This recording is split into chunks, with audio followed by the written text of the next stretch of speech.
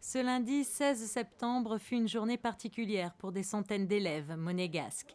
En effet, la princesse Charlène a souhaité partir à la rencontre des enfants des établissements scolaires de la principauté. La matinée commença donc par la visite de la princesse aux petits écoliers de l'établissement FANB qui avaient revêtu, comme tous les jours depuis la rentrée, leurs nouveaux uniformes. Il s'agissait d'un souhait de la princesse qui s'est d'ailleurs beaucoup investie dans ce projet, dessinant elle-même les ensembles avec l'aide de maman et de la créatrice Jiki. Après avoir visité une classe de CM2, une classe de primaire, la princesse est entretenue avec des collégiens d'une classe internationale. La matinée s'est ensuite poursuivie par un détour au lycée Albert Ier, où des lycéens ont accueilli la princesse Charlène avec des senteurs d'Afrique du Sud. La princesse a pu s'entretenir avec des classes d'option internationale parce que certains élèves en option internationale et en section européenne ont été faire un voyage en Afrique du Sud l'année dernière au mois de février.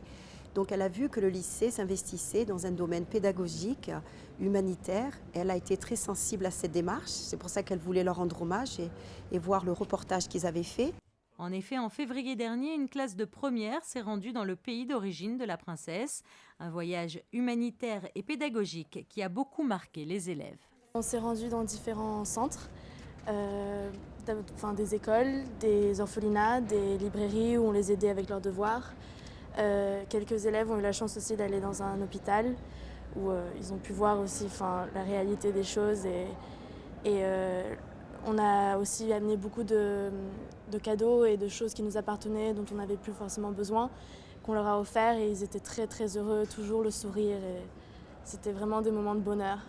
On a partagé des moments sensationnels avec des enfants qui n'ont rien. Nous, on a tout ce qu'on veut, on a l'éducation dont tout le monde peut rêver et eux, ils n'ont rien et ils sont toujours souriants, ils sont toujours là, joyeux et nous, on se plaint toujours de ce qu'on a alors qu'eux, ils n'ont rien et ils sont plus qu'heureux. Donc c'est vraiment une belle leçon de vie ce qu'on a pu faire. Et moi, mon rêve, ça serait que ça devienne quelque chose d'annuel, qu'on puisse faire tous les ans, qu'on puisse envoyer des élèves découvrir ce qu'on a pu découvrir là-bas, quoi. Et je pense aussi qu'avec cette partie humanitaire, personne d'entre nous n'avait vraiment fait de l'humanitaire et ça nous a donné plus envie de faire ce côté humanitaire, même peut-être pour notre métier plus tard. Donc je pense que ça aussi, ça a été très enrichissant, ce voyage pour ça.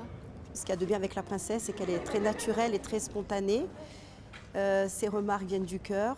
On voit qu'elle est sincère, très proche de ses sujets, mais aussi très proche des enfants.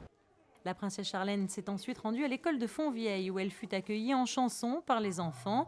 Et fait émouvant, la princesse a tenu à partager un déjeuner avec les petits. Elle va donc pouvoir déguster un menu bio préparé pour les élèves et pour elle. On connaît son sens aigu de la diététique. Nous avons une très jolie princesse qui est une sportive, mais qui fait très attention aussi à son alimentation. Donc elle est un bon exemple pour nous. Une matinée chargée d'émotions et de tendresse pour les enfants, tous heureux de rencontrer celle qu'ils appellent leur princesse, la princesse Charlène.